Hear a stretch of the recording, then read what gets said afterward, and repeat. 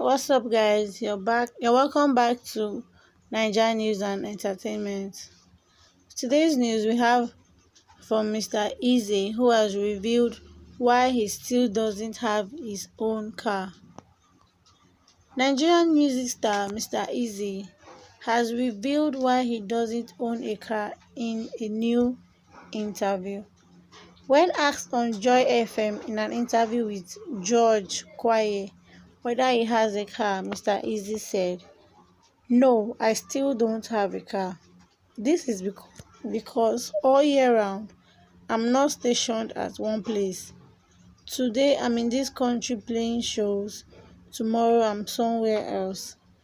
It doesn't make any sense for me to buy a car and just park it.